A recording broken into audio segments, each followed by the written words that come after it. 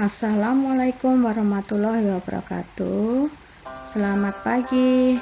Hari ini kita belajar IPS kembali. Materinya tentang permintaan, penawaran, dan harga. Tujuan pembelajarannya ada 5. 1. Memahami pengertian permintaan. 2. Membuat kurva permintaan. 3. Memahami pengertian penawaran. 4. Membuat kurva penawaran. Dan 5. Menunjukkan titik ekuilibrium pada kurva.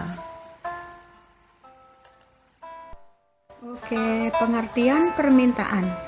Permintaan adalah suatu proses dalam meminta sesuatu atau sejumlah barang yang dibeli atau diminta pada suatu harga dan waktu tertentu.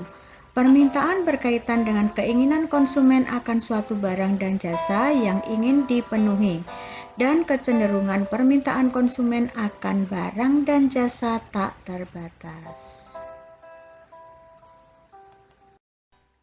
Bagian kedua, hukum permintaan. Hukum permintaan adalah hukum yang menjelaskan tentang adanya hubungan yang bersifat negatif antara tingkat harga dengan jumlah barang yang diminta. Jika harga naik, jumlah barang yang diminta akan menurun, dan jika harga rendah, maka jumlah barang yang diminta akan meningkat. Hukum permintaan tidak bersifat mutlak, namun memiliki sifat mutlak dalam kondisi ceteris paribus. Oke, kita lanjut jenis-jenis permintaan. Permintaan berdasarkan daya beli konsumen meliputi permintaan efektif, permintaan potensial, dan permintaan absolut. Sedangkan permintaan berdasarkan jumlahnya adalah permintaan individu dan permintaan pasar. Faktor yang mempengaruhi permintaan antara lain ketersediaan dan perubahan harga barang sejenis, jumlah pendapatan masyarakat, selera konsumen, intensitas kebutuhan konsumen, perkiraan harga pada masa depan, dan jumlah penduduk. Oke, kita lanjut kurva permintaan. Di sini ada contoh bentuk kurva permintaan. Ada angka 1000 sampai 5000 menunjukkan harga barang, sedangkan 0 sampai 10 menunjukkan jumlah permintaan. Bentuknya dari kiri atas ke kanan bawah. Artinya semakin harga naik, semakin sedikit jumlah permintaan. Sekarang bagian penawaran. Penawaran adalah keseluruhan jumlah barang yang tersedia untuk ditawarkan pada berbagai tingkat harga tertentu dan waktu tertentu. Jika harga naik, jumlah barang yang ditawarkan bertambah. Begitu juga ketika harga turun, maka jumlah barang yang ditawarkan juga turun atau semakin sedikit.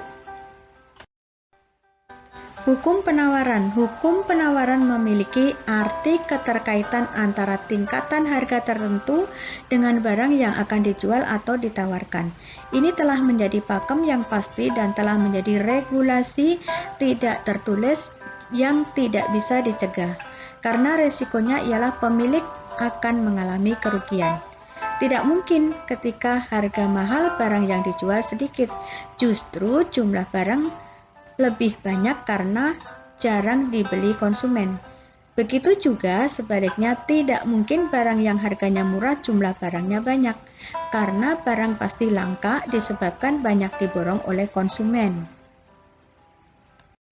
Oke, jenis-jenis penawaran ada 3, antara lain penawaran marginal, penawaran submarginal, dan penawaran supermarginal. Faktor yang mempengaruhi penawaran ada 3 di sini, yaitu harga barang, teknologi produksi, dan munculnya produsen baru. Oke, kita lanjutkan. Di sini disajikan contoh kurva penawaran. Ada angka 1000 sampai 5000 menunjukkan harga barang, sedangkan 0 sampai 10 menunjukkan jumlah penawaran.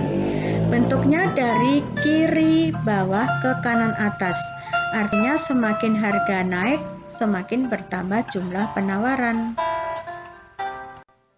Kita lanjut menentukan titik ekuilibrium atau harga pasar. Di sini disajikan contoh kurva permintaan dan penawaran dibuat dalam satu kurva. Ada angka 1000 sampai 5000 menunjukkan harga barang, sedangkan angka 0 sampai 10 menunjukkan jumlah permintaan dan jumlah penawaran.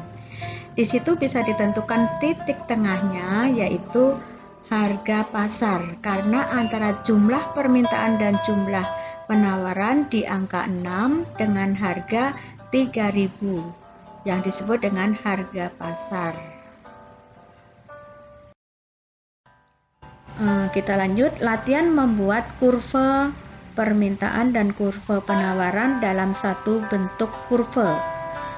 Disajikan di sini ada harga, jumlah yang diminta, dan jumlah yang ditawarkan.